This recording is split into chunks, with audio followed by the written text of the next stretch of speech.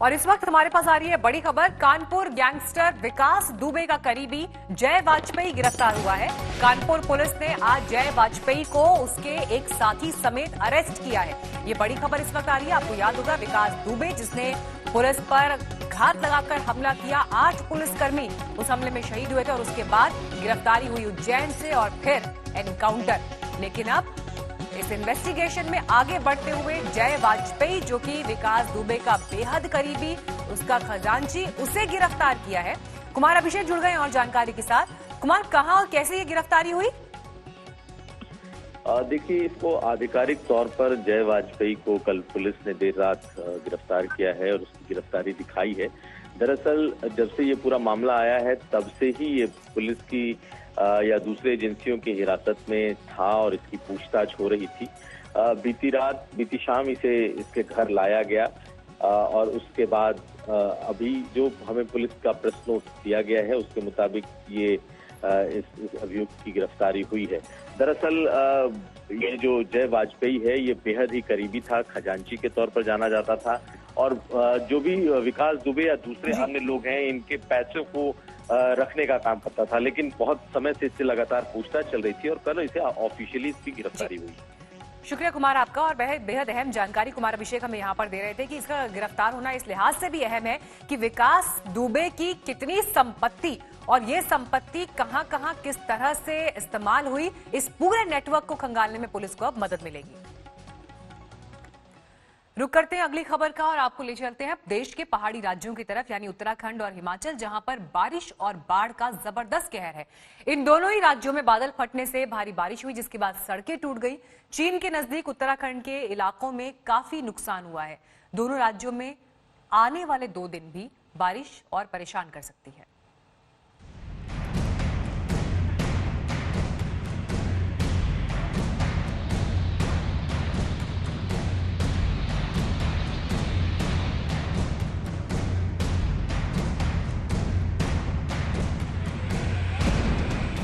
उत्तराखंड में सूबे की राजधानी देहरादून से लेकर चीन की सरहद से लगते पिथौरागढ़ के इलाकों में भारी बारिश कहर बरपा रही है।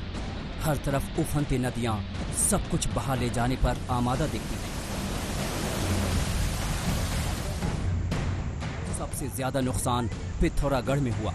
देखिए किस तरह पानी के तेज बहाव में ये सीमेंट से बना पुल ताश के पत्तों की तरह बिखर गया। तस्वीरें मुनस्यारी इलाके की हैं, जहां देखते ही देखते ये पुल पानी में समा गया। इसी जिले में एक दूसरे पुल को बारिश से भारी नुकसान पहुंचा। अब इस पुल का कुछ ही हिस्सा बचा है, लेकिन लगातार बारिश से इसको भी खतरा है। बाढ़ के पानी से सड़कों को भी भारी नुकसान पहुंचा। कई जगह पर सड़कें बाढ़ के पानी में बह गई। पिथौरागढ़ के ही मुनस्यारी इलाके में चीन बॉर्डर तक जाने वाली मुनस्यारी मिलम रोड को भारी नुकसान पहुंचा। दरकोट के पास रणनीतिक रूप से अहम ये सड़क टूट गई। 1 महीने पहले ही इस सड़क पर डामरीकरण हुआ था, पर अब कई जगह इसमें दरार आ गई। मिलम रोड टूटने से गांव वालों के साथ सेना को भी दिक्कत हो रही है। जॉर्ज भी मुनस्यारी सड़क के ऊपर जो एक हमारा खिड़किटिया नाम की जगह पर एक पुल बीआरओ के द्वारा बनाया गया था, 120 मीटर स्पैन था उसका बहने की सूचना प्राप्त हुई है और वहाँ पे रोड भी काफी भारी मात्रा में जो है डैमेज होने की सूचना मिल रही। और अब देहरादून की ये दहलाने वाली तस्वीरें देखिए। बादल फटने के बाद पहाड़ों से मलबे का सैलाब निकला और इसने एक पुल को तिनके की तरह उड़ा दिया। सड़क भी पूरी तरह टूट गई।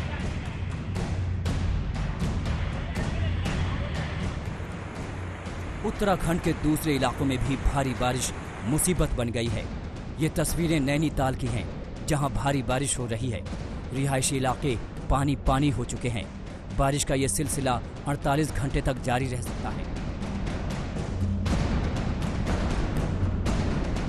मौसम विभाग ने उत्तराखंड के हरिद्वार, पौड़ी, गढ़वाल, पिथौरागढ़, नैनीताल और बागेश्वर में भारी बारिश का ऑरेंज अलर्ट भी जारी कर रखा है, यानी मुसीबत अभी बाकी है। उत्तराखंड के साथ दूसरे पहाड़ी राज्य हिमाचल में भी बारिश आफत बन रही है। कई जगहों पर लैंडस्लाइड की खबर है। कुल्लू के सैंज रोड पर लैंडस्लाइड और बाढ़ के चलते ट्रैफिक रुक गया। तरह किन्नौर में बाढ़ से किसानों को भारी नुकसान उठाना पड़ा। सेब के बगीचे तालाब में तब्दील हो गए और पूरी फसल चौपट हो गई।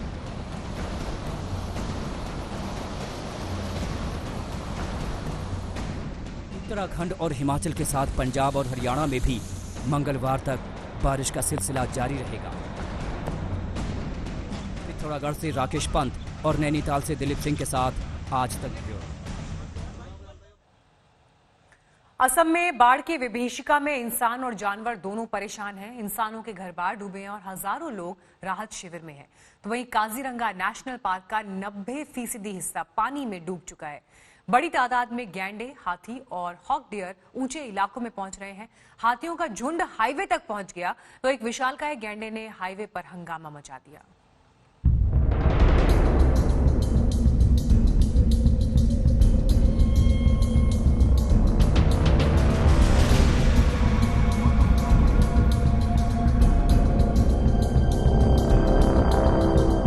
असम में ब्रह्मपुत्र नदी ने प्रलयंकारी रूप ले लिया है। राज्य के ज्यादातर हिस्सों में बाढ़ का पानी जिंदगी के लिए आफत बना हुआ है। हाल बद से बदतर हो रहे हैं। Assam state disaster management authority के आंकड़े बताते हैं कि राज्य में 27,30,000 लोग बाढ़ से प्रभावित हैं। बाढ़ से अब तक 81 लोगों की मौत हो चुकी है। 2,633 गांव बाढ़ की चपेट में हैं, जिसके चलते 1,14,000 हेक्टेयर खेत पानी में डूब चुके हैं।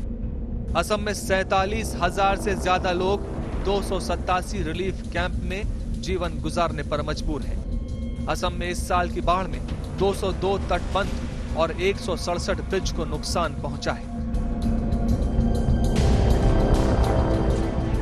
असम के 25 जिले बाढ़ से प्रभावित हैं। जिन जिलों में बाढ़ ने सबसे ज्यादा तबाही मचाई है वो हैं धेमाजी, लखीमपुर, नलबाड़ी, बारपेटा, बोंगाई गांव, कोकराझार, धुबरी, गोपालपारा, कामरूप, मोरी गांव, नागांव, गोलाघाट, जोरहाट, माजुली, शिवसागर, डिब्रूगढ़ और तिनसुकिया। काजीरंगा नेशनल पार्क से निकलकर गजराज अपने परिवार के साथ नेशनल हाईवे नंबर 37 पर आ गए हैं, क्योंकि गजराज के परिवार के पास बाढ़ की विभीषिका में बचाव का कोई दूसरा रास्ता नहीं था। और यहाँ देखिए, गैंडों के लिए मशहूर काजीरंगा पार्क से निकलकर एक गैंडा भी हाईवे पर आ गया और सुस्ताने लगा। वन कर्मियों ने गैंडे को जंगल में वापस भेजने के लिए कड़ी मशक्कत की तो गैंडा गांव की बस्ती में भाग गया, जिससे हड़कंप मच गया।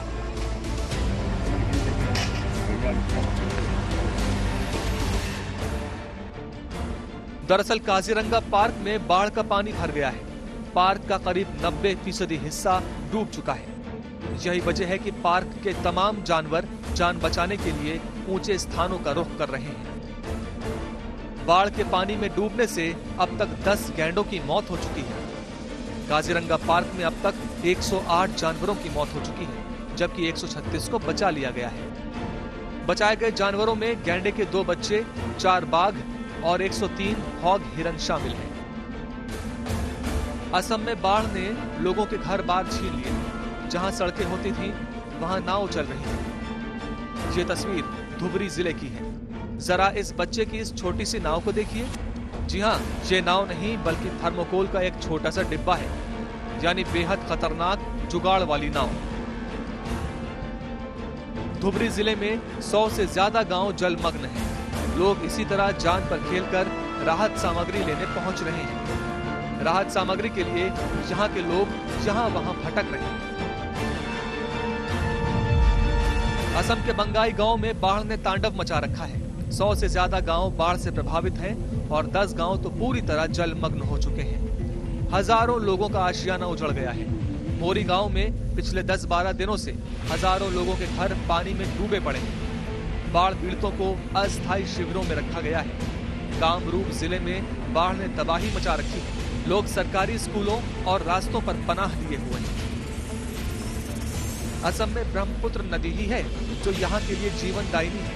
लेकिन हर साल बरसात में ब्रह्मपुत्र की लहरें प्रलयंकारी हो जाती हैं। हर साल ब्रह्मपुत्र नदी ऐसी ही तबाही मचाती है।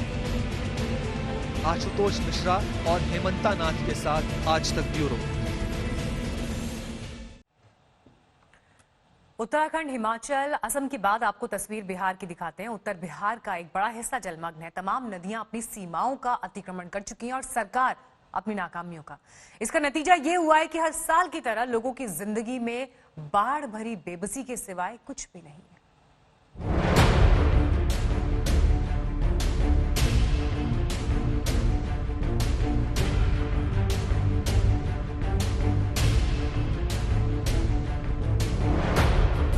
सैलाब में सिमटी त्रासदी का नाम बन गया है बिहार।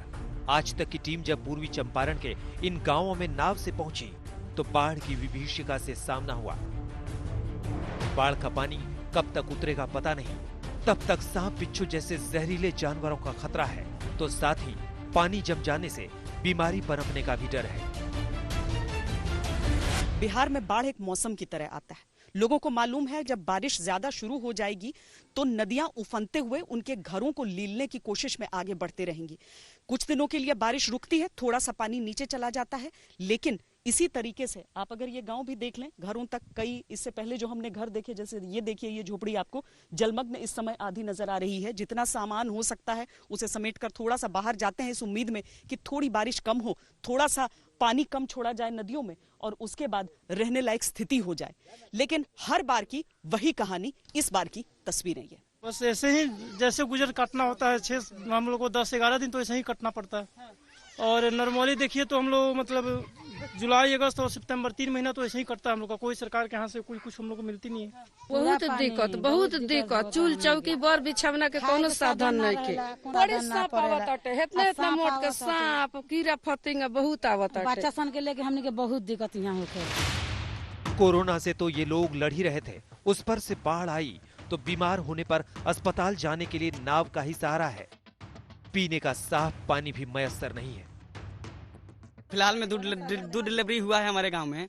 आधी रात को हम लोग छोटे नाव से ले जाकर मतलब उसका डिलीवरी करवाए हैं। कितने महीने से नल जल व्यवस्था वैसे ही ठप है, सिर्फ नाम के लिए नल जल है, लेकिन शुद्ध पानी हम लोग को पीने को नहीं मिलता है। जो भी बाढ़ आता है न यहाँ ब्लॉक से हम लोग को कोई मदद मिलता है, न मुखिया द्वारा कोई मिलता है, कहीं से हम लोग कोई साधन नहीं मिलता है। छोटी सी उम्मीद है, छोटी सी ख्वाहिश है कि जिंदगी कम से कम सामान्य तो चल पाए।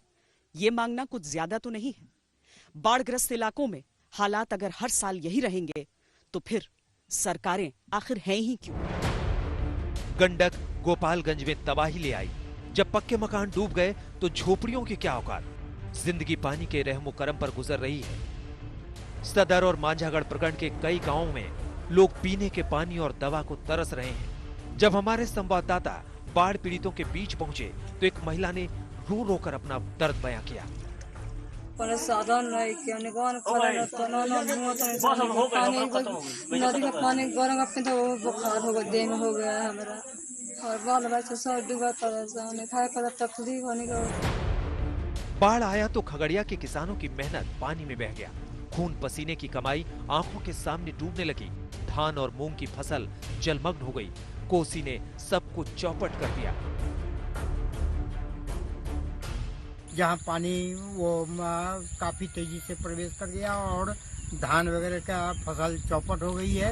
मकई का जो 25% 30% खेत में लगा हुआ था वह भी बर्बाद होने के कगार पर है। सुपौल में कोसी नदी के साथ साथ नेपाल से बहकर आने वाली तिलियुगा नदी भी आंखें दिखाने लगी। सड़क पानी में बह गया। सैलाब से बिहार के 8 जिलों में फिलहाल तबाही मची है। दरभंगा, खगड़िया, सीतामढ़ी, मुंगेर, छपरा, मधुबनी, मधेपुरा और मुजफ्फरपुर में सब कुछ डूबा डूबा है। बाढ़ के पानी से दरभंगा का कुशेश्वर स्थान का इलाका समंदर बन गया। नेपाल में भारी बारिश की वजह से दरभंगा में बागमती नदी उफान पर है। वहीं कमला बलान नदी भी कम रौद्र रूप में नहीं है। मॉनसून आते ही बिहार की नदियां अपनी सीमाएं भूल जाती हैं, क्योंकि इनको सीमा में रखने के लिए प्रशासन का इंतजाम कभी होता ही नहीं है। इसी मुजफ्फरपुर की एक तस्वीर ये भी देख लीजिए। बाढ़ के इस पानी की वजह से आप देख सकते हैं यहाँ पर हाथों में इस तरीके से राइफल को लेके, जूते चप्पल जो पहनते हैं और पानी पीने का जो सामान होता है उसको लेके इस तरीके से निकलना पड़ रहा है ड्यूटी के लिए। सबके बाद सवाल यही है कि आखिर बिहार को कुदरत के इस खतरे से कब छुटकारा मिलेगा। पूर्वी चंपारण में श्वेता सिंह के साथ रोहित सिंह, मुजफ्फरपुर, आज तक। और अब बात राजस्थान के सियासी रण की, क्योंकि इसे लेकर आज का दिन बहुत अहम रहने वाला है। हाईकोर्ट में पायलट गुट की याचिका पर सुनवाई होनी है। पायलट गुट ने स्पीकर के नोटिस के खिलाफ याचिका लगाई थी। स्पीकर ने 19 बागी विधायकों को मंगलवार तक का वक्त दिया है। खबर यह है कि मंगलवार तक तस्वीर साफ हो जाएगी तो बुधवार को गहलोत शक्ति परीक्षण कर सकते हैं।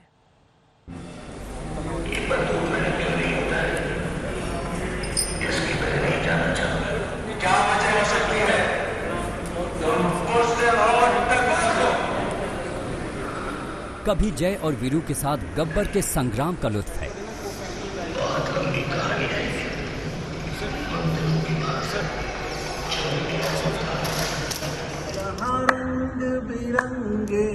तो कभी समय बिताने के लिए करना है कुछ काम, तो शुरू करो अंताक्षरी लेकर हरि का नाम।